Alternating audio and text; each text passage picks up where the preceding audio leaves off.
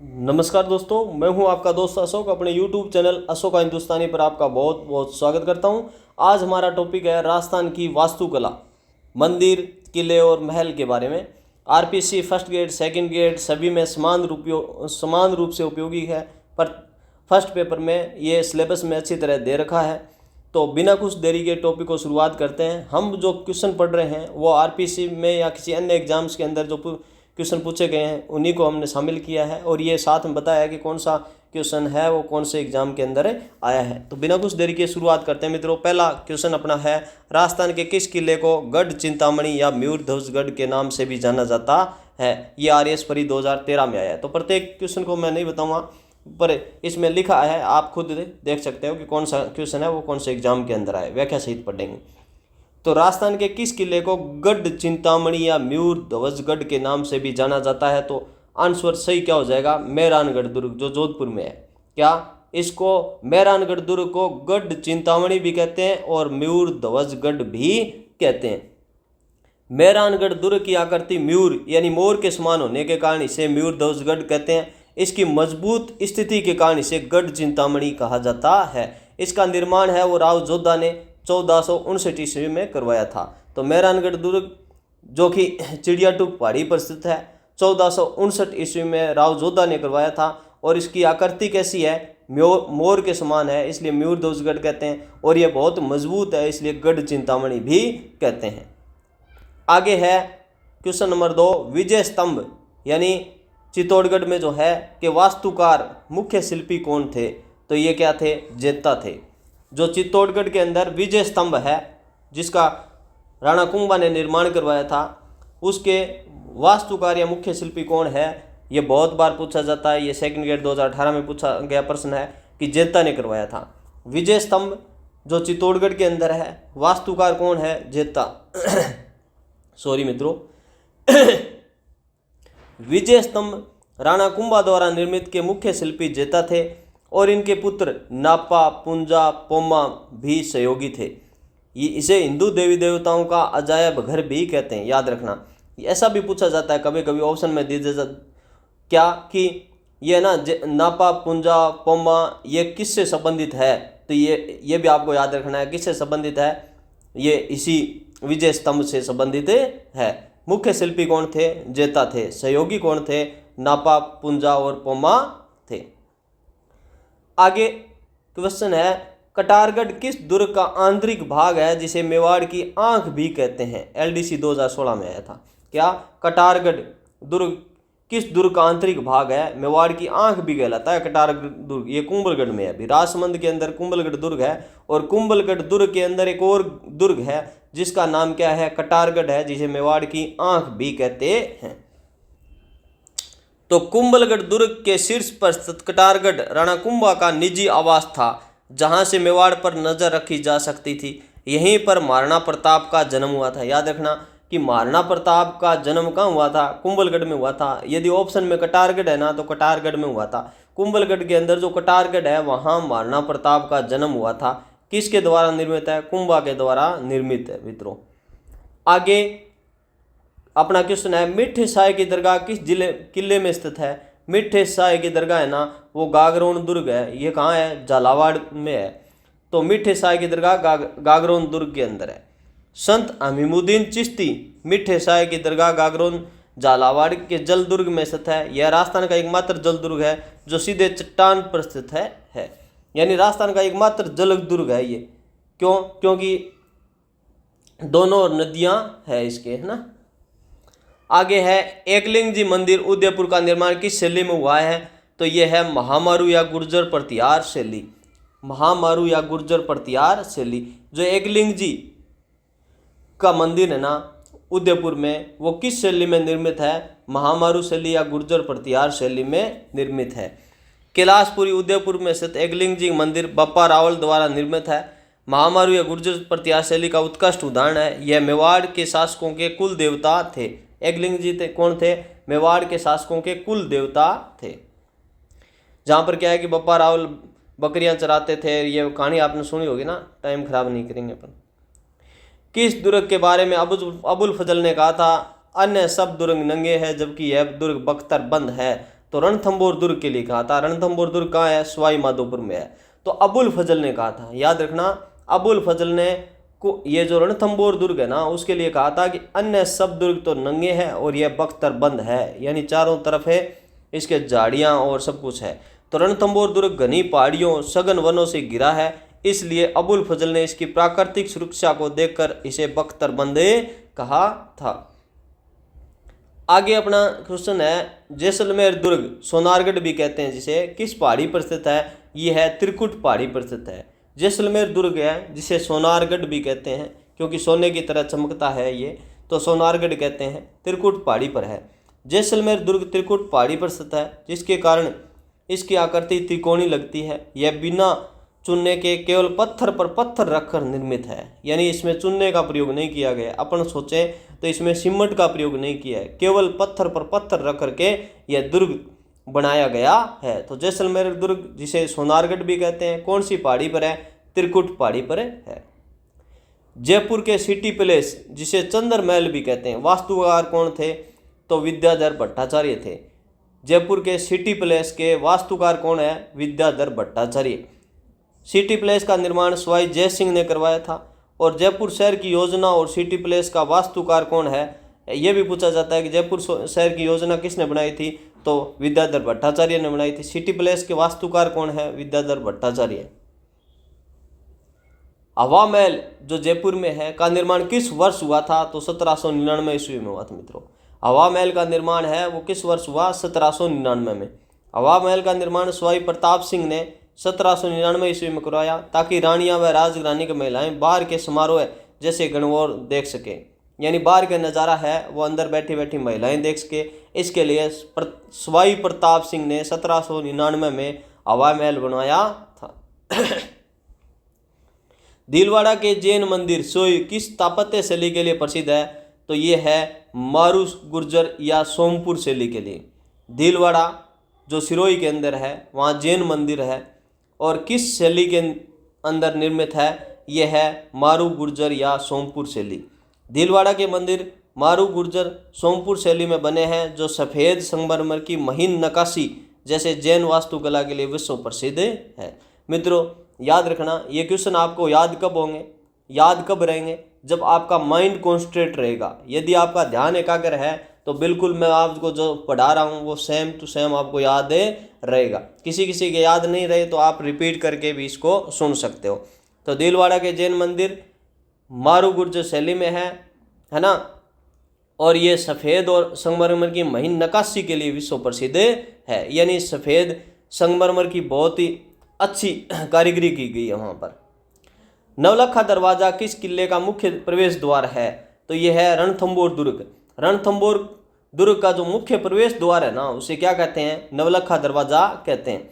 रणथंभौर दुर्ग का मुख्य प्रवेश द्वार नवलखा दरवाज़ा कहलाता है। इसके अलावा रणथंभौर दुर्ग में त्रिनेत्र गणेश मंदिर भी है, जहाँ की जो शादी होता है उसका पहला कार्ड है वो वहीं त्रिनेत्र गणेश मंदिर रणथंभौर सवाई माधोपुर में भेजा जाता है। तो नवलखा दरवाज़ा किस दुर्ग के अंदर है? आगे क्वेश्चन है अपना कि जयगढ़ दुर्ग जयपुर में स्थित जयबान तोप किस श्रेणी की तोप है? तो एशिया की सबसे बड़ी पहियों पर रखी तोप है, यानी एशिया की सबसे बड़ी तोप है ये, बहुत बड़े बड़े पहियों पर रखी गई तोप है। जयबान तोप एशिया की सबसे बड़ी पहियों पर रखी गई तोप है जिसे सवाई जय सिंह द्वितीय ने बनवाया था। इसका प्रयोग केवल एक बार किया गया था। यदि आपने नहीं देखा है तो आप मेरा अशोका राजस्थानी यूट्यूब चैनल है उस पर इसका मैंने वीडियो बनाया है, जयगढ़ दुर्ग का पूरा, उसमें जयबान तोप है वो दिखा रखी है, आप देख लेना, है ना। आगे क्वेश्चन है उदयपुर के सहेलियों की बाड़ी का निर्माण किसने करवाया था? तो ये महाराणा संग्राम सिंह द्वितीय ने करवाया था। सहेलियों की बाड़ी का निर्माण किसने करवाया था? ये करवाया था संग्राम सिंह द्वितीय ने। सहेलियों की बाड़ी का निर्माण संग्राम सिंह द्वितीय ने 1710 ईस्वी में अपनी रानी के लिए करवाया था। सहेलियों की बाड़ी का निर्माण किसने करवाया था? संग्राम सिंह द्वितीय ने। रणकपुर के जैन मंदिर जो पाली में है के मुख्य शिल्पीकार कौन थे? देपा या देपाक थे। तो रणकपुर के जो जैन मंदिर है उनके जो मुख्य वास्तुकार है, शिल्पी है, वो है देपाक या देपा। तो रणकपुर जो चौमुखा जैन मंदिर के शिल्पी देपाक या देपा, यह मंदिर 1444 खंभों के लिए प्रसिद्ध है। कितने? 1444 खंभों के लिए प्रसिद्ध कौन सा? रणकपुर का जैन मंदिर, पाली में है भी। किस दुर्ग को तारागढ़ के नाम से भी जाना जाता है? तो ये बिल्कुल अजमेर और बूंदी, अजमेर का दुर्ग और बूंदी का दुर्ग दोनों को ही तारागढ़ के नाम से जाना जाता है। अजमेर का दुर्ग जो गढ़बिटली पहाड़ी पर है और बूंदी का दुर्ग जो ताराबाई के नाम पर है, दोनों तारागढ़ कहलाते हैं। चित्तौड़गढ़ दुर्ग में स्थित कीर्ति स्तंभ किसे समर्पित है? तो ये जो कीर्ति स्तंभ है वो किसको समर्पित है ना? तो ये है इसमें शिव, ये विष्णु को, नहीं, आदिनाथ प्रथम जैन तीर्थंकर है उनको समर्पित है। देखो क्या है कि जो चित्तौड़गढ़ के अंदर कीर्ति स्तंभ है ना, उसका ये एक तो विजय स्तंभ है, उसको भी कीर्ति स्तंभ कहते हैं, और एक अलग कीर्ति स्तंभ है जो जिसको जैन कीर्ति स्तंभ भी कहते हैं। तो यहाँ पर ये बात किसकी हो रही है, क्वेश्चन को देखना, उससे पता लग रहा है ना ऑप्शन को देखते हुए कि जो ये जैन कीर्ति स्तंभ के बारे में पूछा है और जैन कीर्ति स्तंभ के बारे में पूछा है ना, तो यहाँ आंसर सही क्या होगा? आदिनाथ, यानी ये इसका नाम ऋषभदेव भी है। आदिनाथ का दूसरा नाम क्या है? ऋषभदेव भी है। तो ये किसको समर्पित है? ये आदिनाथ या प्रथम जैन तीर्थंकर को समर्पित है। याद रखना मित्रों, जो विजय स्तंभ है ना, उसको भी कीर्ति स्तंभ कहते हैं, परंतु यहाँ पर ये यदि ऑप्शन में आदिनाथ है तो फिर ये, और जो विजय स्तंभ को कीर्ति स्तंभ कहते हैं ना, वो किसको समर्पित है? वो फिर विष्णु, भगवान विष्णु को समर्पित है। याद रखना, याद रह जाएगा ना। विजय स्तंभ है उसका निर्माण महाराणा कुंभा ने करवाया था। किसने करवाया था? महाराणा कुंभा ने करवाया था। और जो किसको समर्पित है? भगवान विष्णु को समर्पित है। और ये जैन कीर्ति स्तंभ है, ये किसको समर्पित है? आदिनाथ को समर्पित है, और इसका निर्माण जैन व्यापारी थे जीजा शाह द्वारा करवाया गया था, है ना। यह प्रथम जैन तीर्थंकर आदिनाथ को समर्पित है। जो विजय स्तंभ है ना, उसकी तो ऊंचाई है 122 फीट, और जो कीर्ति स्तंभ, जैन कीर्ति स्तंभ है ना, इसकी ऊंचाई कितनी है? 75 फीट ऊंचाई है मित्रों, याद रखना है ना। विजय स्तंभ को कीर्ति स्तंभ भी कहते हैं, और ये कीर्ति स्तंभ अलग है, इतना याद रखना। आगे क्वेश्चन है, राजस्थान के किस किले को जमीन का जेवर या धरती का गहना कहा जाता है? आर्यस्परी 2013। जूनागढ़, क्योंकि सीधा बिल्कुल धरातल पे बना है ना, इसलिए जमीन का जेवर कहलाता है जूनागढ़ दुर्ग। बीकानेर का जूनागढ़ दुर्ग दानवन दुर्ग की श्रेणी में है। अपनी भव्यता और सुंदरता के कारण जमीन का जेवर कहलाता है।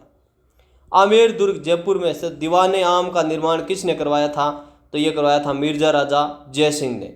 दीवाने आम और दीवाने खास, है ना, ये किसने करवाया था? मिर्जा राजा जय सिंह ने करवाया था। चाहे दीवाने आम हो चाहे दीवाने खास हो, है ना। दीवाने आम जनता के लिए होता था।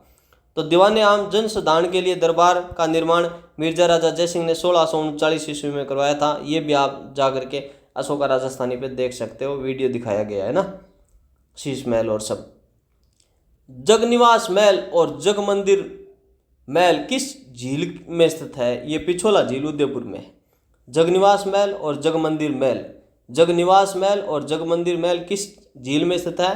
पिछोला झील के पास है। तो जगनिवास महल वर्तमान में लेक प्लेस होटल चल रहा है यहाँ पर, और जगमंदिर महल दोनों पिछोला झील उदयपुर के टापुओं पर स्थित है। ओस या जोधपुर के मंदिर किस स्थापत्य शैली के लिए प्रसिद्ध है? तो ये महामारू या गुर्जर प्रतिहार शैली के लिए है। जो ओसिया में मंदिर है ना, वो ओसिया के मंदिर, चाहे वो जैसे सूर्य मंदिर हो, हरिहर मंदिर हो, गुर्जर प्रतिहार कला में है। 8वीं 10वीं शताब्दी के बीच में बने हैं। महामारू शैली के सर्वोत्तम उदाहरण है। जोधपुर के उम्मेद भवन पैलेस, चित्र पैलेस का निर्माण किस वर्ष हुआ था? 1929 ईस्वी में हुआ था। जो उम्मेद भवन पैलेस है ना, जिसे चित्र पैलेस भी कहते हैं, निर्माण हुआ था 1929 में। तो उम्मेद भवन पैलेस का निर्माण महाराजा उमेद सिंह ने अकाल राहत कार्यों हेतु 1929 में शुरू करवाया था। उमेद सिंह ने। गागरोन दुर्ग झालावाड़ किस दुर्ग की श्रेणी में आता है? जल दुर्ग आता है, जिसे औद्योगिक भी कहते हैं। तो गागरोन दुर्ग है आऊ और कालीसिंध नदियों के संगम पर स्थित होने के कारण जल दुर्ग या औद्योगिक दुर्ग की श्रेणी में आता है। 2.5 दिन का झोंपड़ा अजमेर का मूल रूप क्या था? ये एक संस्कृत पाठशाला थी। विग्रहराज चतुर्थ द्वारा निर्मित संस्कृत पाठशाला थी। जब मोहम्मद गौरी ने भारत पर आक्रमण किया, है ना, पृथ्वीराज को हराया, तो अपने सेवक या दास कुतुबुद्दीन ऐबक को छोड़ करके चला गया था। तो कुतुबुद्दीन ऐबक ने क्या किया, संस्कृत पाठशाला को तोड़ करके 2.5 दिन का झोंपड़ा बना दिया। अब 2.5 दिन का झोंपड़ा नाम क्यों है कि ये जो मस्जिद है ना, 2.5 दिन का झोंपड़ा एक मस्जिद है ना। अब इसका निर्माण वो 2.5 दिन में हुआ था, इसलिए इसमें 2.5 दिन का झोंपड़ा कहते हैं। और 2.5 दिन का झोंपड़ा मूल रूप से विग्रहराज चतुर्थ द्वारा निर्मित एक संस्कृत पाठशाला थी, जिसे कुतुबुद्दीन ऐबक ने मस्जिद में बदल दिया था। विजय स्तंभ चित्तौड़गढ़ की ऊंचाई कितनी है? 122 फीट है। विजय स्तंभ की ऊंचाई 122 फीट है, लगभग 37.19 मीटर है, और चौड़ाई है वो 30 फीट है, और 9 मंजिला है। ये पूछा जाता है कि विजय स्तंभ में कितने मंजिल है? 9 मंजिले में। जबकि कीर्ति स्तंभ है, कुछ कहते हैं 7 है और कुछ कहते हैं 6। 6 और 7 दोनों याद रखना, कीर्ति स्तंभ है। नाहरगढ़ दुर्ग जयपुर का प्राचीन नाम क्या था? सुदर्शनगढ़ था। आरएसपरी में पूछा है 2013 में। नाहरगढ़ दुर्ग का नाम क्या था? सुदर्शनगढ़। नाहरगढ़ दुर्ग का प्राचीन नाम सुदर्शनगढ़ था। इसका निर्माण सवाई जय सिंह ने 1734 ईस्वी में करवाया था। कुंभलगढ़ दुर्ग की प्राचीर दीवार की लंबाई कितनी है, जिसे भारत की महान दीवार कहा जाता है? ये 36 किलोमीटर है।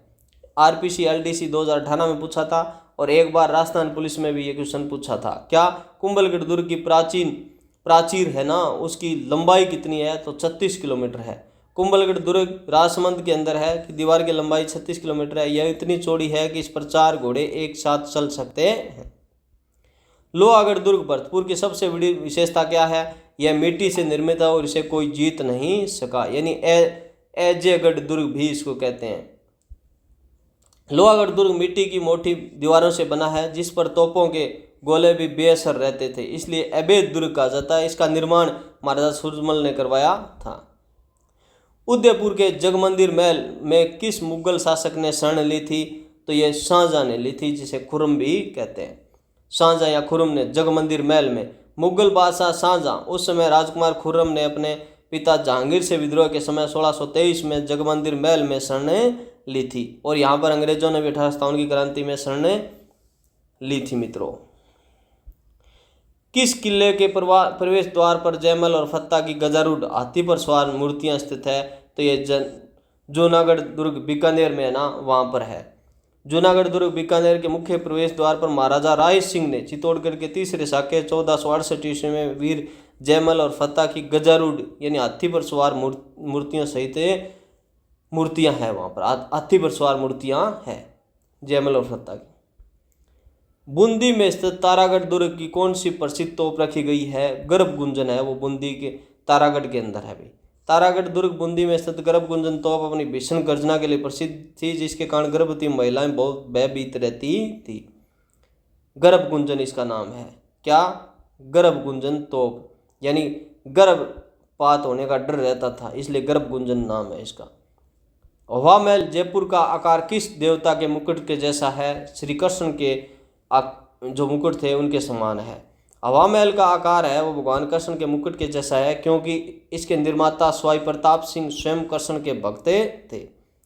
पटुओं की हवेली जैसलमेर का निर्माण किसने करवाया था? गुमानचंद पटुआ ने करवाया था। पटुओं की हवेली जैसलमेर का निर्माण किसने करवाया था? गुमानचंद पटुआ ने। गुमानचंद पटुआ ने 19वीं शताब्दी में इस 5 मंजिला हवेली का निर्माण करवाया था, जो अपनी बारीक नक्काशी के लिए प्रसिद्ध है। किस महल के बारे में फर्ग्यूसन ने कहा था कि इसे फरिश्तों ने बनाया है? बिल्ट बाय फेरेज, यानी जग निवास महल, लेक पैलेस उदयपुर। किस महल के बारे में फर्ग्यूसन ने क्या कहा था? फरिश्तों ने बनाया है, यानी बहुत ही सुंदर है जग निवास महल। पिछोला झील के मध्य स्थित जगनिवास महल वर्तमान में लेक पैलेस होटल की अलौकिक सुंदरता के कारण जेम्स फर्ग्यूसन ने यह नाम दिया था। बप्पा रावल द्वारा निर्मित प्राचीन शिव मंदिर कौन सा है? तो एकलिंग जी का मंदिर उदयपुर में है। बप्पा रावल, जिसे काल भोज भी कहते हैं, ने 8वीं शताब्दी में कैलाशपुरी उदयपुर में एकलिंग जी के मंदिर का निर्माण करवाया था। नथमल की हवेली जैसलमेर का निर्माण किस शैली में हुआ है? तो ये हिंदू मुस्लिम यूरोपीय शैली का मिश्रण है। हिंदू मुस्लिम और यूरोपीय शैली का मिश्रण है नथमल हवेली जैसलमेर। नथमल हवेली कहाँ है? जैसलमेर में। तो नथमल की हवेली भारतीय, हिंदू, मुस्लिम और यूरोपीय स्थापत्य जैसे रेलगाड़ी के चित्र है अद्भुत मिश्रण देखने को मिलता है। इसका निर्माण हाथी और लालू नामक 2 भाइयों ने करवाया था। याद रखना भी, नथमल की हवेली का निर्माण किसने करवाया था? हाथी और लालू नामक दो भाइयों ने करवाया था। ये बहुत ही कम आपने को देखने को मिलेगा किसी भी गाइड या किताब में। हाथी और लालू नामक दो भाइयों ने करवाया था। ये प्रश्न पूछा गया है, देख लेना, सेकंड ग्रेड 2018 में। बाला किला अलवर का निर्माण किस शासक ने करवाया था? हसन खां मेवाती ने करवाया था। तो बाला किला अलवर का निर्माण किस शासक ने करवाया था? हसन खां मेवाती ने। बाला किला का निर्माण हसन खां मेवाती ने 15वीं शताब्दी में करवाया था। इसे 52 बुर्ज का किला भी कहते हैं। राजस्थान में पंचायतन शैली का सबसे प्राचीन मंदिर कौन सा है? यह है बारडोली का शिव मंदिर कोटा में। पंचायतन शैली का सबसे प्राचीन मंदिर है बारडोली का शिव मंदिर कोटा में। तो बारडोली का शिव मंदिर कोटा के पास 9वीं शताब्दी में राजस्थान में पंचायतन शैली मुख्य मंदिर के चारों ओर 4 सहायक मंदिर, यानी पंचायतन शैली कौन होती है? एक बीच में मंदिर होता है और 4 आसपास और मंदिर होते हैं, जिसे पंचायतन शैली कहते हैं। प्राचीनतम और उत्कृष्ट उदाहरण है बारडोली का शिव मंदिर। तिजारा अलवर के जैन मंदिर किस तीर्थंकर को समर्पित है? चंद्र प्रभु को समर्पित है। तिजारा जैन मंदिर 8वें जैन तीर्थंकर है, चंद्र प्रभु को समर्पित है। तिजारा अलवर चंद्र प्रभु। जल महल जयपुर का निर्माण किस शासक ने करवाया था? सवाई जयसिंह द्वितीय ने करवाया था। किसने करवाया था? सवाई जयसिंह द्वितीय ने। जल महल जयपुर का निर्माण सवाई जयसिंह द्वितीय ने। तो मानासागर झील में स्थित जल महल का निर्माण सवाई जयसिंह ने द्वितीय ने अश्वमेध यज्ञ के बाद अपनी रानियों के साथ धार्मिक अनुष्ठान करने के लिए करवाया था। अकबर का किला, जिसे अजमेर का किला भी कहते हैं, अकबर का किला अजमेर का अन्य नाम है।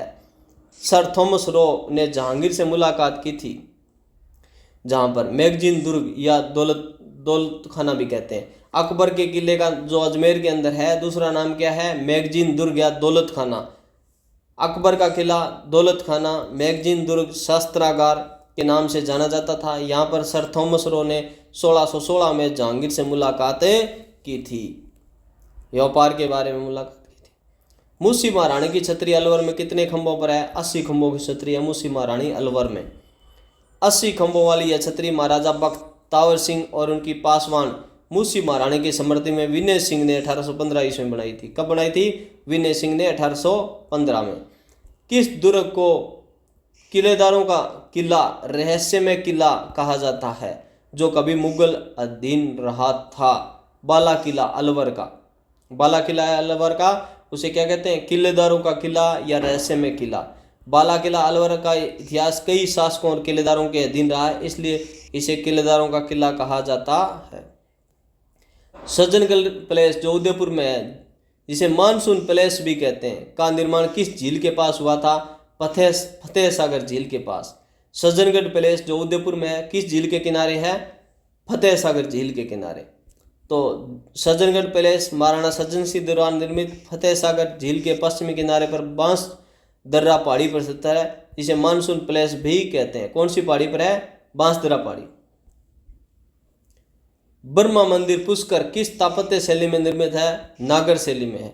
जो बर्मा मंदिर है पुष्कर के अंदर कौन सी शैली के अंदर है? नागर शैली में। पुष्कर अजमेर का बर्मा मंदिर जो भारत का एकमात्र मंदिर है, यानी बर्मा का एकमात्र मंदिर है भारत में, जो कहाँ है? पुष्कर अजमेर में। कौन सी शैली में है? नागर शैली में है मित्रों।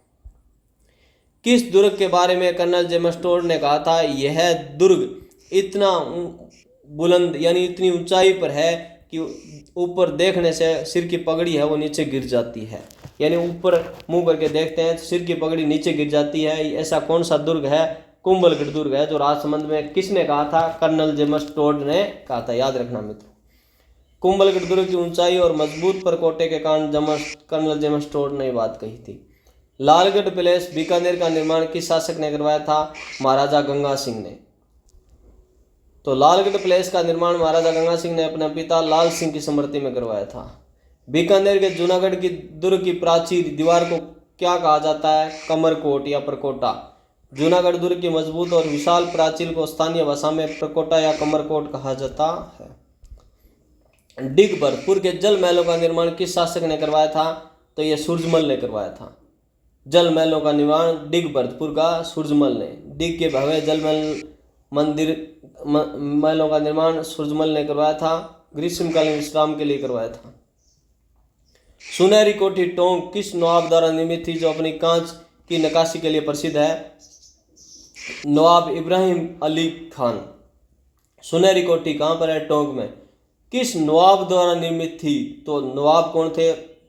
इब्राहिम अली खान, जो कांच की नक्काशी के लिए प्रसिद्ध है। नवाब इब्राहिम अली खान ने सुनहरी कोठी, जिसे पहले जर निगार हवेली कहा जाता था, का निर्माण करवाया था। आगे अंतिम क्वेश्चन है कि गोविंद देव जी मंदिर जयपुर किस शैली में निर्मित है, जिसका निर्माण स्वाई जय सिंह ने करवाया था? तो गोविंद देव जी मंदिर किस शैली में है? यह है बंगला शैली या छात्र शैली भी इसे कहते हैं। गोविंद देव जी मंदिर बंगला शैली या छात्र शैली में निर्मित है, जिसमें छत गुंबद के बजाय झुकी हुई होती है। यह गौड़ीय संप्रदाय का प्रमुख मंदिर है।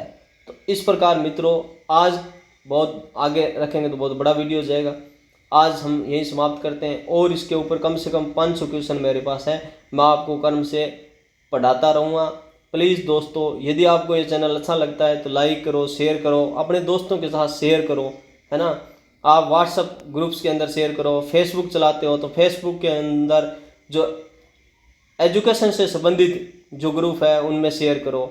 आपका कुछ नहीं जाता शेयर करने में, एक अंगूठा दबाने में, लाइक करने में एक अंगूठा दबाना है, और सब्सक्राइब करने में आपका कोई पैसा नहीं लगता। प्लीज़ दोस्तों सब्सक्राइब करो, अपने दोस्तों के साथ शेयर करो, और सुझाव हो तो ज़रूर कमेंट करो। ओके, थैंक यू दोस्तों।